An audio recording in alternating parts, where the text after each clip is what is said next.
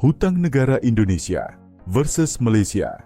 Fakta dan perbezaan mengejutkan yang ramai tak tahu. Hutang negara Indonesia versus Malaysia. Fakta dan perbezaan mengejutkan yang ramai tak tahu.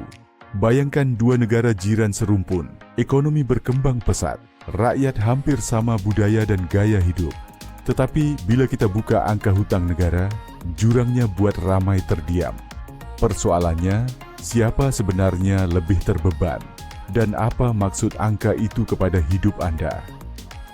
Dalam video ini, Anda akan faham beza sebenar hutang negara antara Indonesia dan Malaysia.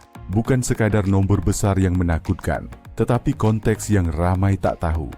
Sebelum kita pergi jauh, saya nak ajak Anda buat sesuatu. Kalau Anda percaya rakyat kita perlu lebih celik kewangan dan tak mudah terpengaruh dengan tajuk sensasi, tekan sokong, kongsi, dan tinggalkan komen negara mana yang Anda rasa lebih stabil sebelum dengar penjelasan penuh. Kita bina komuniti yang faham fakta, bukan sekadar ikut emosi. Assalamualaikum, jom kita mula. Pertama sekali, kita letakkan angka atas meja. Setakat beberapa tahun kebelakangan ini, hutang kerajaan Indonesia berada sekitar 39 hingga 40% daripada KDNK mereka. Malaysia pula berada sekitar 60 hingga 65% daripada KDNK, bergantung kepada cara pengiraan termasuk liability tambahan dan jaminan kerajaan. Nampak macam jurang besar, betul? Tapi tunggu dulu. Adakah peratus lebih tinggi bermaksud lebih bahaya? Atau kita sedang melihat cerita separuh sahaja? KDNK Indonesia jauh lebih besar dari segi populasi. Dengan lebih 270 juta penduduk, ekonomi mereka memang besar dari segi saiz kasar. Malaysia pula sekitar 33 juta penduduk. Jadi bila kita banding hutang sebagai peratus KDNK, kita sebenarnya banding keupayaan ekonomi membayar balik hutang. Bukan jumlah mutlak semata-mata. Kalau Anda ada hutang RM50,000 dengan gaji RM10,000 sebulan, itu lain ceritanya berbanding hutang sama dengan gaji RM3,000 sebulan. Setuju? Itu yes pertama kita. Hutang mesti dibanding dengan kemampuan bayar. Sekarang kita masuk lebih dalam. Struktur hutang Indonesia majoritinya dalam denominasi rupiah dan banyak dipegang oleh pelabur domestik. Ini penting. Bila hutang dalam mata wang sendiri, risiko kadar tukaran asing lebih terkawal. Malaysia juga banyak berhutang dalam ringgit dan sebahagian besar dipegang institusi tempatan seperti KWSP, ombak bank tempatan dan institusi kewangan domestik. Jadi dari sudut risiko luar, kedua-dua negara tidak terlalu bergantung pada hutang mata wang asing seperti krisis Asia 1997 dulu. Itu berita baik. Tetapi ada lapisan lain yang jarang dibincangkan, defisit tahunan. Indonesia secara tradisi cuba mengekalkan defisit bajet di bawah 3% KDNK, kecuali ketika pandemik di mana had itu dilonggarkan sementara. Malaysia pula sejak lebih sedekat lalu sering mencatat defisit lebih tinggi, sekitar 4 hingga 6% KDNK, walaupun kini dalam usaha konsolidasi fiskal. Apa maksudnya kepada Anda? Mudah. Kalau setiap tahun perbelanjaan lebih besar daripada hasil, hutang akan terus bertambah. Sama macam kad kredit. Kalau minimum payment sahaja setiap bulan, baki takkan habis. Sekarang saya nak tanya, Anda rasa negara mana lebih agresif berbelanja untuk subsidi? Malaysia terkenal dengan subsidi petrol, elektrik, minyak masak dan pelbagai bantuan tunai. Indonesia juga ada subsidi bahan api, tetapi mereka beberapa kali berani naikkan harga subsidi untuk kurangkan beban fiskal.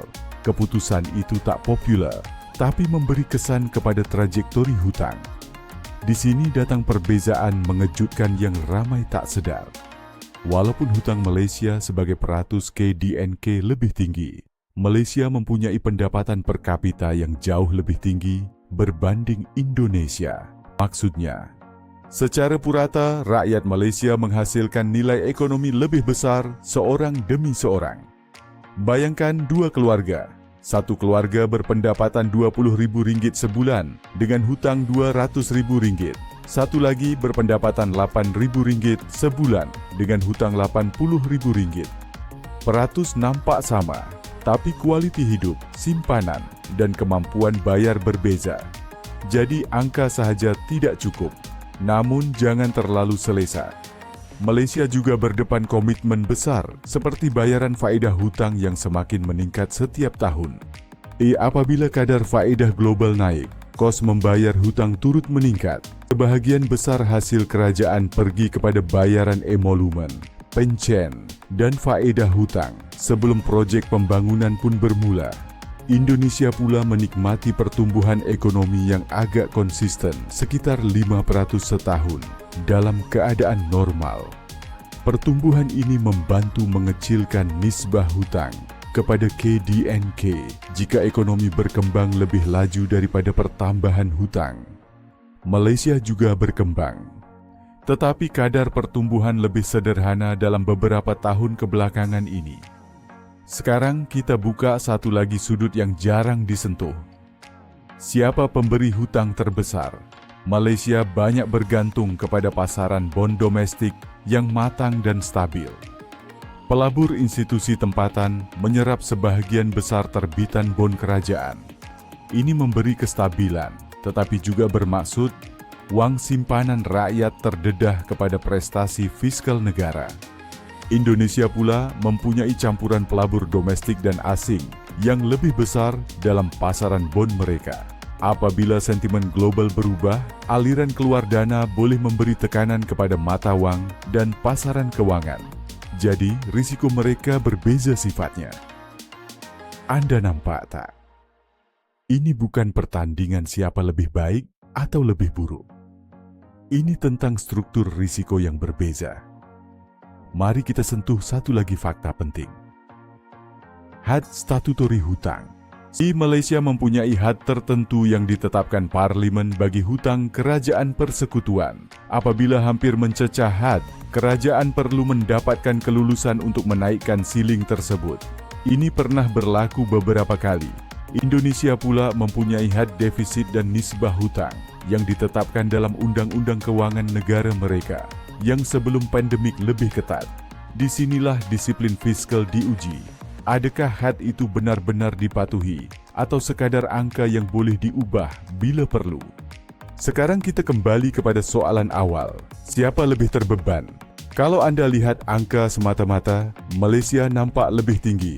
Tetapi bila Anda ambil kira pendapatan per kapita, struktur hutang domestik, pasaran keuangan yang lebih maju, gambarnya jadi lebih kompleks. Namun ada satu perkara yang tak boleh dinafikan.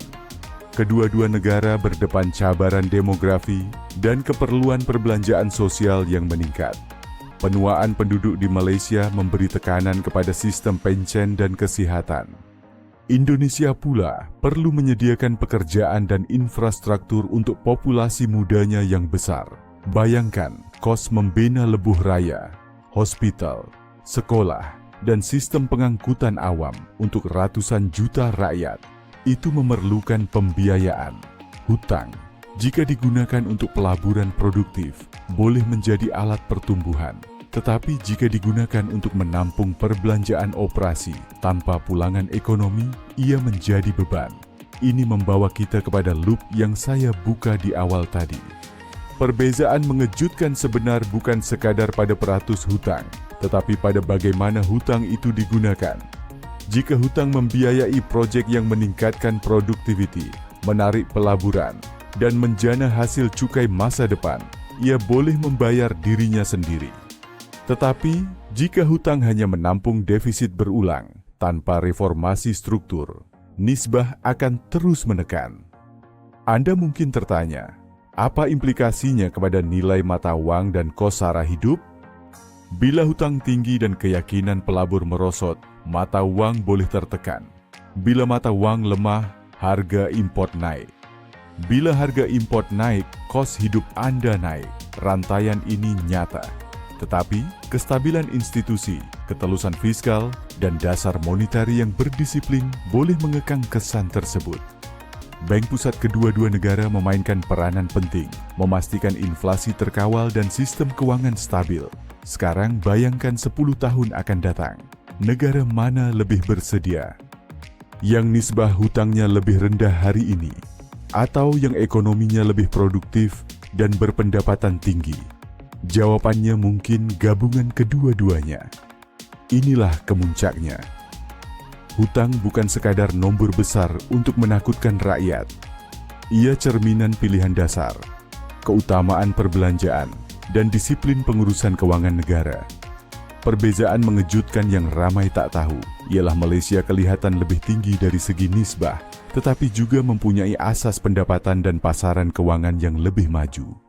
Indonesia pula lebih rendah nisbahnya, tetapi dengan cabaran saiz populasi dan sensitiviti pasaran global yang berbeza.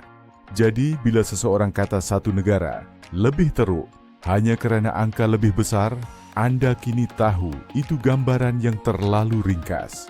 Kesimpulannya mudah. Pertama, banding hutang dengan kemampuan ekonomi, bukan jumlah semata-mata. Kedua, lihat struktur dan tujuan hutang, bukan hanya nisbah. Ketiga, disiplin fiskal jangka panjang lebih penting daripada angka 1 tahun. Sekarang saya nak dengar daripada Anda. Selepas faham konteks ini, negara mana pada pandangan Anda berada di landasan lebih mampan? Tinggalkan komen, kongsikan kepada rakan yang selalu debat isu hutang tanpa fakta, dan sokong supaya lebih ramai rakyat kita faham ekonomi negara sendiri. Kerana akhirnya, hutang negara bukan cerita ahli politik sahaja. Ia cerita masa depan Anda, pekerjaan Anda, dan kos hidup keluarga Anda. Dan bila Anda faham bezanya, Anda tak mudah lagi terkejut dengan angka besar tanpa konteks.